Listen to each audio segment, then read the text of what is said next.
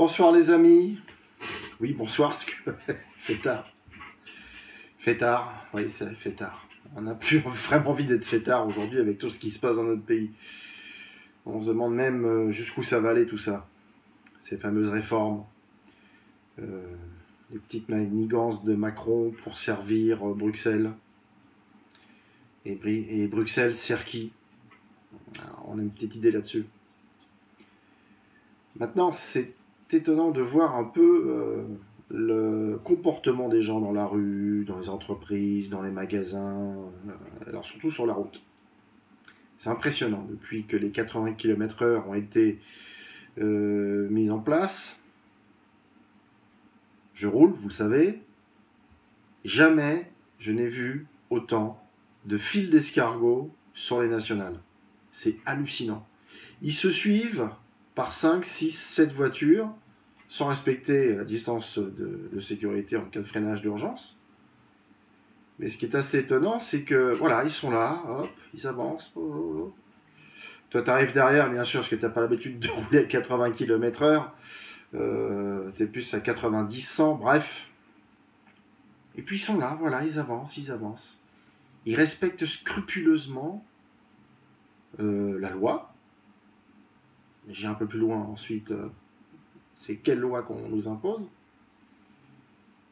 Et ces conducteurs, comme ces gens qu'on croise, on a l'impression qu'ils sont anesthésiés. Ouais. On peut dire anesthésiés. L'anesthésie est employée généralement quand on passe au bloc opératoire, ce qu'on appelle l'induction, pour ceux qui connaissent un petit peu les termes de médecine. On injecte donc un produit qui va faire dormir le patient profondément. Moi, ce qui m'inquiète par rapport à cette anesthésie quotidienne, de ce qu'on peut voir, de ce qu'on peut vivre aussi, c'est que généralement, dans d'autres cas, on pratique l'anesthésie pour ensuite euthanasier. Alors, les animaux, dans un premier temps. Mais on se demande s'il n'y aura pas une suite à ce mouvement d'abrutissement. Car on voit aujourd'hui de la béatitude, de l'oisiveté. Les gens acceptent. C'est quand même dingue. Alors moi, ce qui me surprend, c'est qu'en 68, ça ne s'est pas passé comme ça, puisque tous les étudiants sont descendus dans la rue et ont tout pété. Bon. D'ailleurs, ces 68 arts aujourd'hui sont à la retraite à taux plein. Pour la plupart, à taux plein. Bon, c'est une parenthèse, mais je dirais que c'est surtout pour dire que maintenant, quand on parle de retraite, ça veut dire qu'on va cotiser, ça veut dire qu'on va normalement préparer son avenir au moment fatidique où on va s'arrêter de travailler et puis essayer de récupérer les fruits de notre investissement, c'est-à-dire non seulement le travail qu'on a fourni pour notre pays, mais surtout les charges salariales et patronales qui ont été versées pendant ces années de travail. Alors ce qui est assez étonnant, c'est que maintenant est en train de se produire un phénomène très dangereux qui est mené par Macron, cette fameuse histoire du RSA, vous en avez tous entendu parler. Le RSA, ce sont les aides sociales pour les personnes qui sont en difficulté financière parce qu'ils n'ont pas de travail.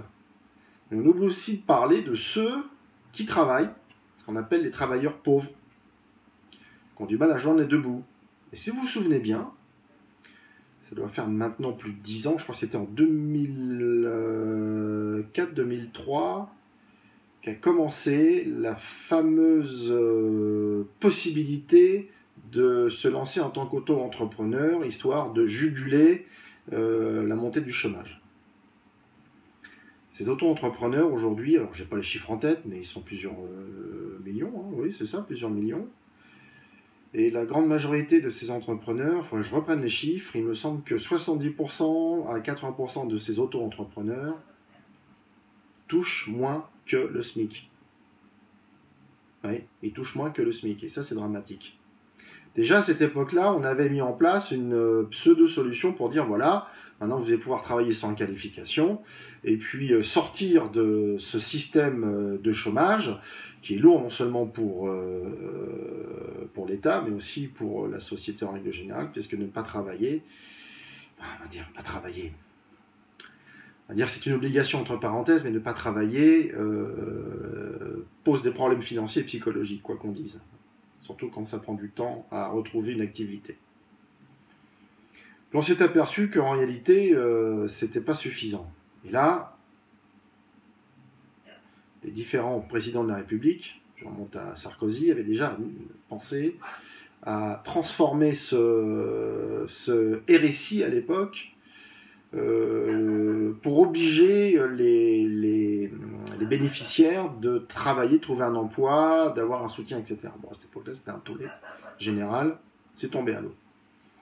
Hollande l'a évoqué à nouveau, mais lui, il avait un projet un peu plus fini. Et puis il y a Macron, qui lui, carrément, reprend le projet, le modifie, et souhaite le mettre en place. Je dis bien souhaite le mettre en place parce que c'est pas encore fait.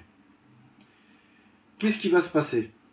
En réalité, si on remonte un petit peu en arrière, on peut s'apercevoir qu'en Allemagne, c'est exactement la même chose qui s'est produit.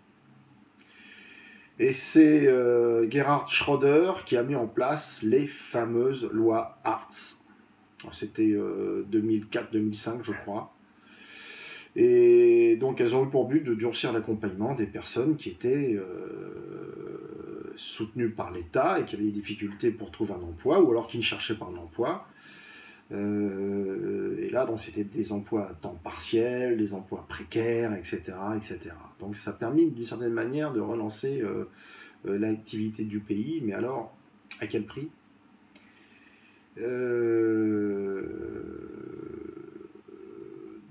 On leur a demandé de travailler pour presque rien. Et quand je disais il y a quelques temps, je crois qu'il y a un an ou deux, que bientôt on allait travailler pour 3 à 5 euros de l'heure, ce qui existe déjà. Si vous regardez un petit peu, on a parlé récemment des téléopérateurs. Vous savez, les personnes qui vous répondent au téléphone ou qui vous harcèlent au téléphone pour vous vendre multiples choses inutiles. Bon, parfois de l'assurance, mais enfin bon, hors de prix. Et donc tous les services téléphoniques associés, électricité, l'EDF et autres. Maintenant, ce sont des gens qui travaillent à domicile. On appelle ça le home shoring. Et le problème de ces gens-là, c'est qu'ils sont rémunérés en fonction des contrats décrochés.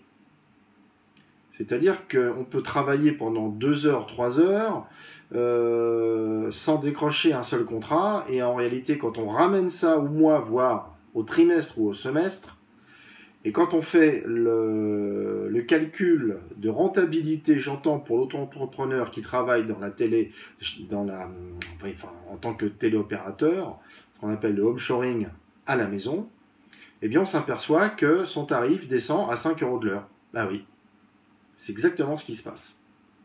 À moins d'être une bête en la matière et puis de dépasser les stats, quoi. Hein. Donc, mais ces 5 euros de l'heure, on les retrouve aussi dans d'autres domaines aujourd'hui, dans le service à la personne. Maintenant, il faut se déplacer. Donc, quand vous déplacez 1 heure de route, 2 heures de route, vous n'êtes pas payé puisque vous êtes auto-entrepreneur. Enfin, maintenant, on dit plus auto-entrepreneur. Mais ça prouve bien qu'il y a une volonté d'ubérisation. C'est exactement ce qui se passe. Tout le monde connaît Uber pour les transports ou en véhicule haut de gamme, soi-disant, entre parenthèses, transport VIP. Bon, on n'est plus vraiment VIP à partir du moment où on arrive à Paris, mais bref. Et on s'aperçoit que les chauffeurs doivent faire énormément d'heures, parfois 16 heures, 17 heures par jour, et c'est une réalité, pour arriver à un salaire de 1800-2000 euros. Alors quand vous faites le calcul des heures passées, du temps d'attente, ben vous apercevez qu'en réalité, ben, ils touchent presque rien, on descend à 10 euros de l'heure, 15, 10 euros de l'heure, parfois 8 euros de l'heure, tout dépend du secteur dans lequel ils travaillent. Donc, on arrive effectivement à niveler vers le bas le monde du travail pour dire voilà, on va baisser le chiffre du chômage en mettant le couteau sur la gorge des personnes qui n'ont peut-être pas d'autre possibilité que de toucher le RSA et les aides sociales. parce qu'elles ne trouvent pas d'emploi. Et puis il y a des gens qui ont bac+5 qui ne trouvent pas d'emploi. Ou alors ils se résignent à travailler dans un domaine qui ne leur correspond pas du tout pour pouvoir subvenir à leurs moyens et je vais dire entre parenthèses survivre. Et c'est là que c'est dramatique. Donc maintenant, ce système va être mis en place pour, comment dire, favoriser les entreprises qui sont actuellement en France. Le problème, c'est que ces entreprises en France, il n'y en a pas 36 000 qui recrutent. Il y a les firmes, les grosses sociétés, qui d'ailleurs, pour la plupart, ne payent pas d'impôts en France. Donc ça, c'est un gros souci aussi. Je pense à Renault, une entreprise bien française, ne paye pas d'impôts, ne paye pas de taxes. Vous pouvez vous renseigner, vous verrez. C'est hallucinant. De toute façon, c'est un petit peu... ils fonctionnent comme ça, hein, toutes les entreprises françaises donc, qui sont au CAC 40, ce sont eux qui dirigent le pays. Et généralement, c'est simple, si on va aller leur chercher des poux dans la tête, eh bien, ils vont dire tout simplement, si vous voulez que je paye des impôts, moi je fais une liquidation et vous allez retrouver 10 000, 15 000, 20 000 personnes au chômage. C'est une catastrophe. D'ailleurs, on l'a vu dans les différentes affaires récemment sur les entreprises qui ont fermé boutique ou alors qui ont délocalisé.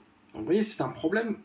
Donc on dit, on veut trouver du travail, mais en même temps, on a toujours ce problème avec ces entreprises de dire, on accepte la délocalisation, on ferme sa gueule, entre parenthèses, parce que le risque de fermer le rideau, de baisser le rideau et de faire beaucoup de chômeurs, d'augmenter le nombre de chômage en France, eh bien l'État la boucle. Et c'est nous qui payons, les petits, les artisans, les salariés, les professions libérales. Ce sont des gens qui donnent beaucoup d'argent. Généralement, c'est entre 50 et 60%, voire 70% de leur chiffre d'affaires. C'est énorme. C'est énorme. Mais alors ces gens-là, qui font des menaces, ce sont des dangers pour notre nation, pour la France. Pourquoi est-ce qu'on n'irait pas les mettre en prison? Mais exactement comme ce qui se passe en Russie avec Poutine. Poutine, lui, il rigole pas. Si un riche homme d'affaires décide de vouloir s'enrichir sur le dos de l'État et sur le dos des Russes, eh bien, on a vu ce qui se produisait, c'est que de l'autre côté, eh bien,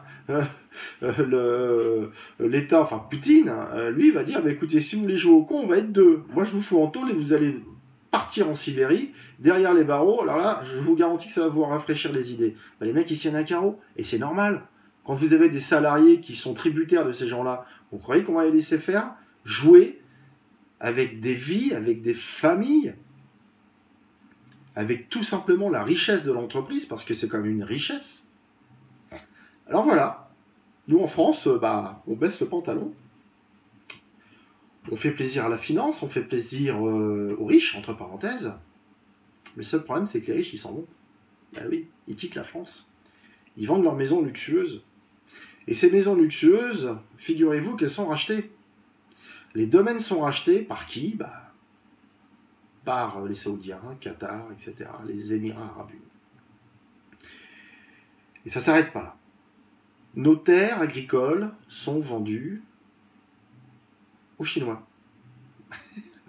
C'est hallucinant. Alors ça veut dire quoi? Ça veut dire tout simplement que c'est un nouveau paradigme qui arrive, un paradigme terrifiant, où demain, on va être obligé de travailler pour presque rien. C'est de l'esclavagisme. Et ce qui va se produire, c'est que ces gens-là vont nous obliger à travailler pour rien, ou sinon c'est la rue. Et après, c'est la mort. C'est quand même terrible d'en arriver là. Tout augmente. Le gasoil, l'essence. Une amie écrivait il n'y a pas tellement longtemps sur Facebook que sur l'autoroute, bientôt, l'essence est en train de friser les 2 € du litre. Et nous, professionnels de la route, qu'est-ce qu'on fait? On ne fait rien. Alors bon, j'ai entendu 2 petites choses dans les couloirs, comme quoi, contrairement aux apparences, ça risque de bouger très prochainement. Les routiers, ils n'en peuvent plus. Les chauffeurs de taxi non plus, les livreurs, les professionnels de la route, etc. Donc là, stop. Stop. Là, on est en train de martyriser nos forces vives, professionnelles. Et là, on atteint des sommets incroyables. Même jusque maintenant, eh bien, il se produit des vols d'essence, de gasoil. Ils vont siphonner, d'ailleurs, chez le voisin, qui est un agriculteur. Il y a eu une bande de, on ne sait pas qui, ils se sont pointés la nuit, ils ont siphonné les réservoirs des tracteurs. Voilà, on en est aujourd'hui. Et tout ça, on taxe pour nous faire cracher au bassinet. Alors qu'en réalité, le prix du Brent, hein, donc du pétrole, n'est pas si élevé que ça. Normalement, si on devait réduire ces fameuses taxes, eh bien, le gasoil serait aux alentours de 1,20 €, 1,25 € du litre, ce qui est quand même déjà excessif. Aujourd'hui, on a aussi des augmentations du péage, l'autoroute. Ça, c'est aussi un phénomène très important. Et alors, ce qui est assez étonnant, c'est qu'on vous dit, oui, mais bon, si vous voulez rouler plus vite en sécurité, vous allez sur l'autoroute. Ah! Sauf que les autoroutes, messieurs, dames, figurez-vous que c'est Vinci, tout le monde connaît Vinci. Vinci est propriétaire et concessionnaire des autoroutes. Enfin, propriétaire, concessionnaire des autoroutes. C'est un contrat reconductible. Mais pendant ce temps-là, eh bien, ils doivent s'occuper de l'entretien, une partie, et sinon, eh bien, ils dégagent des bénéfices colossaux, de l'ordre de plusieurs milliards par an. Et tenez-vous bien, qui détient Vinci? Bah, les Saoudiens. Les Saoudiens, par différentes sociétés écrans, dont j'étais témoin à une époque, hein, pour les sessions, entre parenthèses.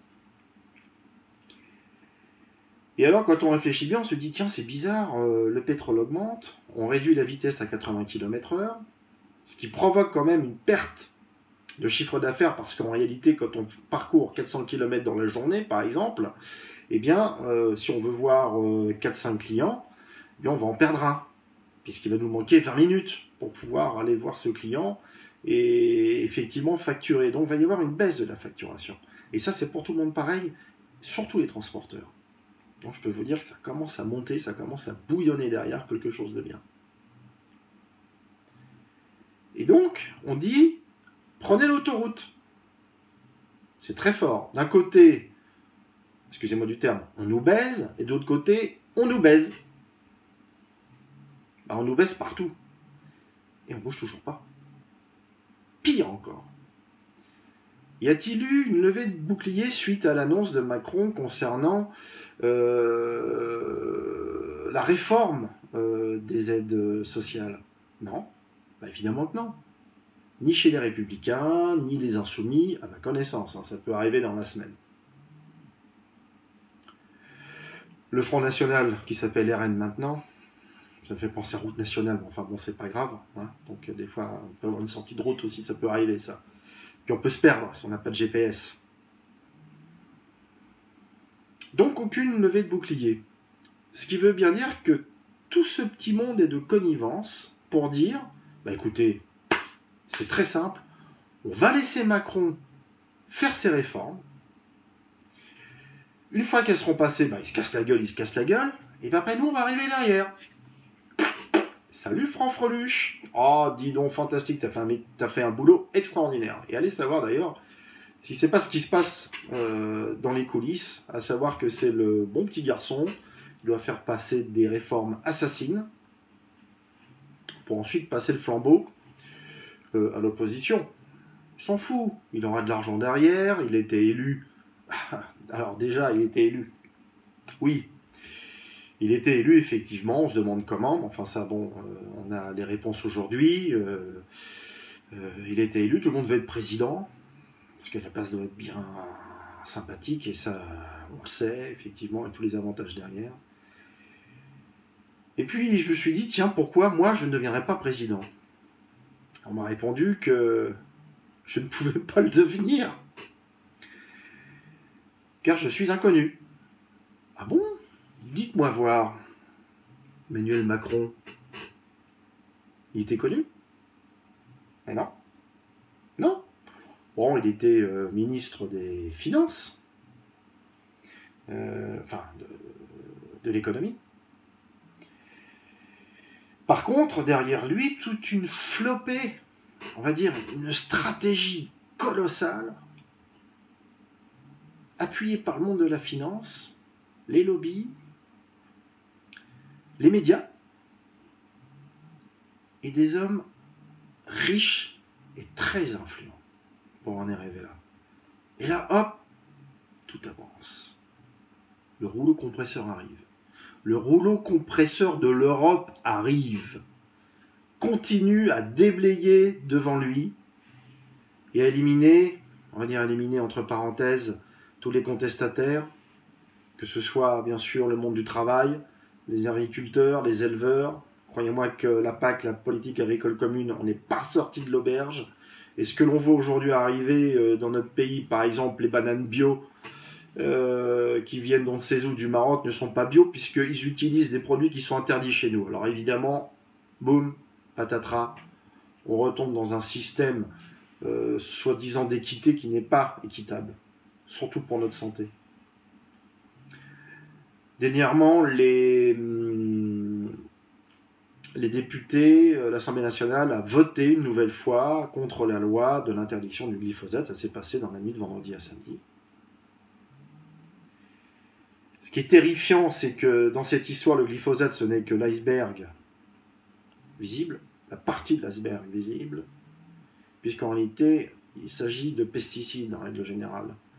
Les traitements fongiques, etc., les fongicides, les acaricides, etc. Enfin bref, vous avez les acaricides, les insecticides, bref. Et puis,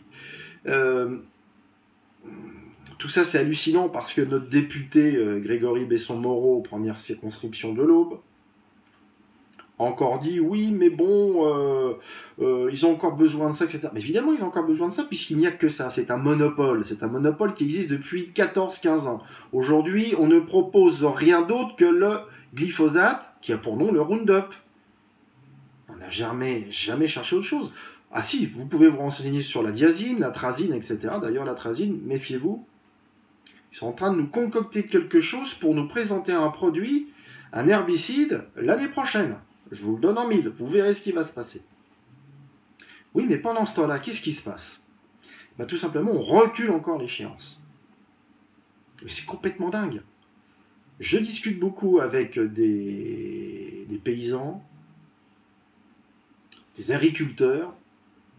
Alors vous avez deux catégories. Hein. Ceux qui pratiquent l'agriculture traditionnelle, enfin quand on dit traditionnelle, en réalité, le vrai mot, c'est l'agriculture intensive. Puis vous avez les agriculteurs bio,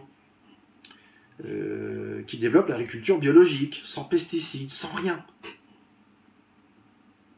Seul problème, c'est qu'il faut attendre entre 4 et 5 ans pour que les terres deviennent neutres, entre parenthèses, sans produits chimiques, avant de recommencer à cultiver. Alors effectivement, vous imaginez que du jour au lendemain, pour l'agriculture traditionnelle intensive, de changer de but en blanc, ce type d'agriculture, ça provoque une perte financière colossale. On ne peut pas leur demander ça aux agriculteurs comme ça, de but en blanc, de basculer, c'est une évidence. Maintenant, il existe des possibilités, des transitions, parcelle par parcelle, etc. Encore faut-il qu'elles soient mises en place avec une aide financière derrière. Aide financière d'ailleurs qui va bientôt être supprimée pour les agriculteurs bio. Renseignez-vous, vous allez voir, c'est quelque chose d'effarant. Donc, ces pesticides ont pour... le problème de supprimer les pesticides aujourd'hui, c'est qu'il y a des firmes derrière qui sont très puissantes. Hein. Bayer a racheté Monsanto. Monsanto fait face à de plus en plus de plaintes. Il va devoir se présenter à des procès qui sont en train d'être constitués. Mais le souci, c'est que ça fait des années, je veux dire même plus de 10 ans, même voire 20 ans que ça fonctionne comme ça. Et on ne se préoccupe pas de la dangerosité de ces produits-là, alors qu'on sait très bien qu'ils le savent très bien. Moi, le premier, je le savais déjà, à l'époque en 2004-2005, quand on travaillait sur les fameux produits phytosanitaires. On savait déjà qu'il y avait un danger et que ces firmes masquait et dissimulait la réalité des choses et bien sûr les rapports, les enquêtes techniques, etc., etc., etc. Ils sont puissants. Quand on a beaucoup d'argent, on est puissant. Ça fait aucun doute. Le gros problème de ces pesticides, c'est qu'il faut qu'il y ait une rentabilité pour le cultivateur. C'est indéniable. Il ne faut pas non plus que ça joue sur sa rentabilité, sur la production. Parce qu'à ce moment-là, même s'il y a des aides européennes, les fonds FEDER, etc., donc ça peut être parfois catastrophique. D'ailleurs, quand on aide trop, à un moment donné, c'est un petit peu le chien qui se mord la queue. Et on ne peut pas aider comme ça éternellement. D'ailleurs, c'est ce qui se passe au RSA, puisque a priori, le RSA, les aides sociales, à un moment donné, il faut arrêter d'aider les gens comme ça, qui s'enterrent, mais sauf le problème, c'est qu'il n'y a pas de boulot à en proposer. Puisqu'ils délocalisent tous les autres. Les entreprises ferment les rideaux, les grosses boîtes ferment les rideaux, etc. Est-ce qu'il est petit comme nous? Et c'est difficile d'embaucher, même si la loi de travail a changé, de garantir une pérennité quand on aime son travail et quand on aime les salariés avec qui on bosse. Alors pour en venir à cette histoire d'agriculture, donc le gros problème c'est toutes ces chaînes de produits de traitement. Et en réalité, on dit, ben oui, mais même si c'est cher, si on prend quelque chose de bio, de naturel, ça va nous coûter encore plus cher. Oui, c'est vrai. Sauf qu'aujourd'hui, dans la chaîne de distribution, vous avez quand même le producteur, vous avez le distributeur local, etc. Et puis tout le monde se cave au passage. Bah oui, ils prennent un pourcentage. Donc effectivement, au bout, eh bien, ça coûte. Alors, il existe des produits qui sont peut-être un peu plus chers que les produits chimiques, mais qui sont très efficaces. Tellement efficaces qu'on s'est rendu compte sur certains tests que, par exemple, le grain de blé doublait de volume, donc 2 poids. Retrouvait ses nutriments de base à l'époque, parce qu'aujourd'hui, dans le blé, je peux vous dire une chose, il n'y a plus grand-chose. En termes de vitamines, etc., il n'y a plus grand-chose du tout. On peut plus dire que le pain nourrisse aujourd'hui. C'est pas possible. Alors donc voilà, il y a des solutions, mais le problème c'est que ces grosses firmes se gaffent tellement sur notre dos, sur le dos des cultivateurs, que ils hésitent à changer un petit peu tout ça, parce qu'effectivement pour eux, ça va être une baisse de rentabilité. Les actionnaires et administrateurs, eux, ce qu'ils veulent, c'est gagner de l'argent sans rien faire. On investit d'un côté, on veut récupérer de l'argent de l'autre, c'est-à-dire qu'on fait de l'argent avec l'argent. Vous ne trouvez pas quelque chose d'absurde dans cette histoire? Alors voilà, on y est. Aujourd'hui, on arrive à tout simplement à la béatitude généralisée. Les gens ne réagissent plus. On a l'impression qu'ils vont à l'abattoir, résignés. Il y a encore des personnes, on va dire, courageuses qui vont manifester devant l'Élysée ou devant Macron. De toute façon, l'Élysée, on ne peut pas s'y rendre comme ça. En voulant le destituer, puis se retrouve à 40, 50 personnes, je vous garantis, c'est décourageant de voir ça. C'est décourageant de voir ça. Alors moi, si demain je voulais être président, je dirais que président, oui, je serais président pour aider le peuple, pour que le peuple soit heureux. C'est ça normalement un boulot de président. C'est rendre son peuple heureux, rendre un pays puissant, fort. Aujourd'hui, on est loin, très très loin, d'arriver à ce niveau-là. Alors les gens ne bougent pas. Ils attendent. Ils sont amorphes. Anesthésiés. Bientôt euthanasiés. Voilà les amis, alors effectivement on dit on peut aimer le peuple. Si je devenais président, j'aimerais le peuple. Moi aujourd'hui ce que je vois c'est que mes concitoyens que je croise, je les aime bien. J'aime les gens en général. Ça me dérange. J'aime les gens en général. Bon, il y a des cons, mais on essaye de les soigner, de leur faire comprendre un petit peu comment ça se passe. Remarquez, moi je suis peut-être con aussi, ça se trouve. Je ne corresponds pas non plus au profil de tout le monde, ce qui est légitime. Parce que vouloir plaire à tout le monde, ça veut dire mentir à tout le monde, baiser tout le monde. Mais là, plus on avance, et à force, les gens que vous traînez derrière vous, vous essayez de les faire bouger, etc. À un moment donné, il va se passer un phénomène cruel, c'est qu'on va avoir la haine contre eux. Merci, monsieur. On va avoir la haine contre eux. Parce qu'ils ne bougent pas. Et ensuite, on va les accuser de ne pas avoir bougé. Vous voyez ? Ça ramène à des périodes sombres de notre pays, pendant les deux dernières guerres mondiales, où effectivement, il y a eu ce phénomène qui s'est mis en place. Pourtant, on connaît d'autres pays où les gens se sont levés comme un seul homme. Pour regarder en Hongrie ce qui se passe. Alors, bien sûr, ils sont fustigés, Orban est fustigé par l'Europe, hein, bien évidemment, on va peut-être leur couper les vivres à ces gens-là, mais alors qu'est-ce qu'ils en ont à foutre? Mais qu'ils quittent l'Europe. Qu'est-ce qu'a fait l'Angleterre? Ils sont sortis de l'Europe, ils sont très malins, eux. Très très malins. C'est-à-dire que c'est eux qui nous foutent dans la merde et après ils s'en vont. Sauf que chez eux, vous regardez un petit peu les derniers résultats. Ah, le chômage, la reprise du travail, le chômage baisse, le travail reprend. Il y a une période effectivement difficile et c'est tout à fait normal. C'est là où il faut serrer la ceinture puisqu'ils ne touchaient plus par les aides. Quand nous on donne 23 milliards à l'Europe, on en récupère combien? Entre 10, 13, 14 milliards? Et les 9 milliards restants, qu'est-ce qui se passe? Ils vont où? Voilà, donc on aide ceux qui ont du mal, effectivement. Maintenant, on demande 8 milliards pour pouvoir payer ce fameux plan pauvreté. Donc on sait très bien où ils vont chercher l'argent, en partie dans les caisses de la sécurité sociale. Ce qu'a fait Martine Aubry à l'époque pour lancer les 35 heures. Elle s'y est prise de la même manière.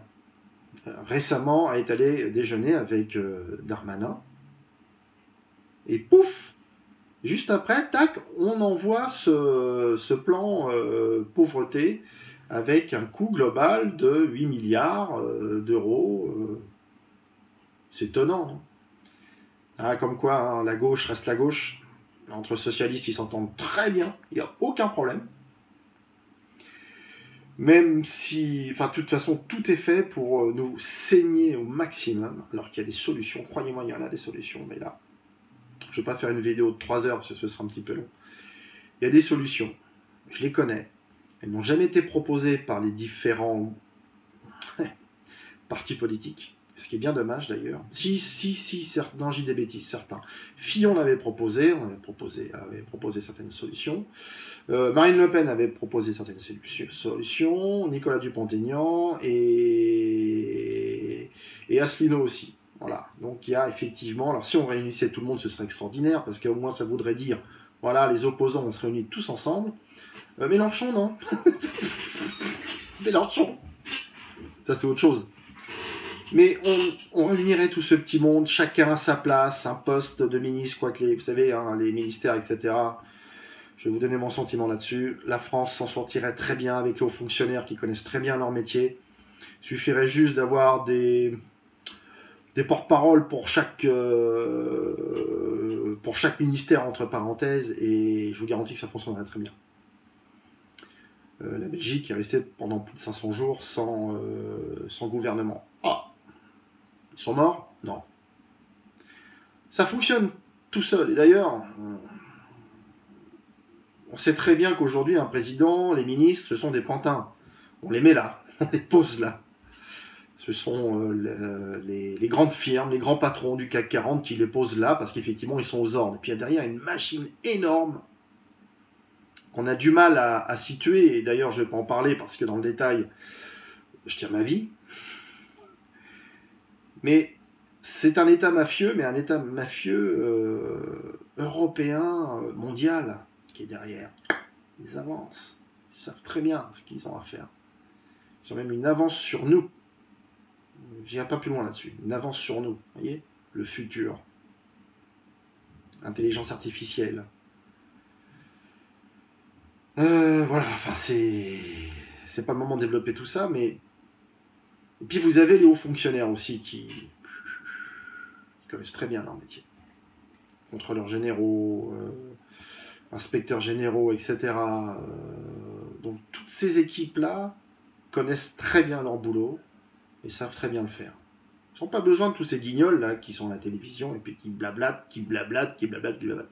Et je dis ça pour la majorité entre parenthèses et l'opposition, c'est exactement la même chose. Donc si on mettait tous ces gens-là, tous ceux qui veulent bien relever la France, arriver à des postes prestigieux pour aider la France, la remettre debout, et non pas s'en mettre plein les poches, se foutre de notre gueule, et de nous faire trimer comme des malades alors qu'il y a des solutions très simples à mettre en place. Alors moi je pense que je me remettrai à voter, parce que là je peux vous dire, chat échaudé craint l'eau froide. Voilà les amis, alors c'était long, j'espère que c'était bon. Il y aura d'autres volets derrière, parce qu'effectivement c'est la mode de faire des vidéos, puis c'est sympa, voilà, c'est moins chiant que d'écrire. Et puis au moins on dit ce qu'on a à dire. C'est peut-être d'une certaine manière beaucoup plus simple. Voilà.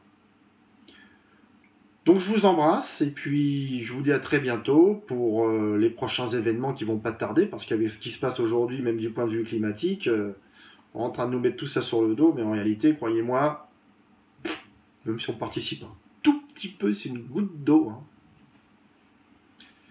Je vais pas dire dans l'océan, mais dans la baignoire, une goutte d'eau dans la baignoire, l'activité humaine.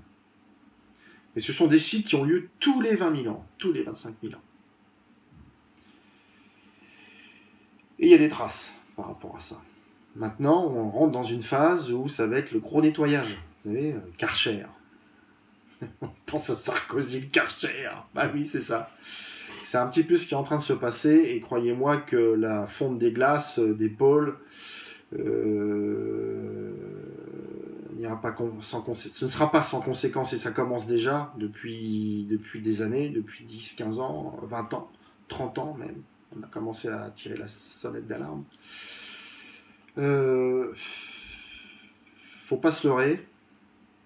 Quand ça fond, faut bien que l'eau se retrouve quelque part, puisqu'elle n'est plus solidifiée. Elle s'est liquéfiée. Et avec les échanges thermiques, il faut bien que cette eau se trouve quelque part. Et ben on va la prendre sur la gueule. C'est ce qui est en train de se produire. Je pense que là, il va falloir repenser à notre fonctionnement, commencer à réfléchir sur des mutations de notre société et de la migration. Parce qu'en fait, là, les migrants, bon, je ne vais pas rentrer dans le détail, mais les migrants qui arrivent chez nous, à mon avis, il ferait mieux de rester chez eux. Quoi, ça risque de devenir encore plus aride. Mais enfin bon, si demain, admettons, dans 10 ans, il y a des pluies torrentielles chez eux, remarquez, ce ne sera pas beau à voir, effectivement, mais peut-être que d'ici quelques années, ils pourront à nouveau planter. Enfin bon, là, je rentre dans les hypothèses un peu rocambolesques, mais pourquoi pas. Le climat est changeant. Quand on regarde un petit peu l'histoire de notre planète, on voit bien qu'il y a certaines zones qui étaient très bien irriguées, plus que d'autres. Mais bon, c'est un autre volet et je ne suis pas spécialiste dans le domaine. Voilà les amis, je vous embrasse et puis surtout, faites attention à vous. Mais arrêtez de faire chier sur la route. Arrêtez de faire chier sur la route. Allez, ciao, je vous embrasse, à bientôt.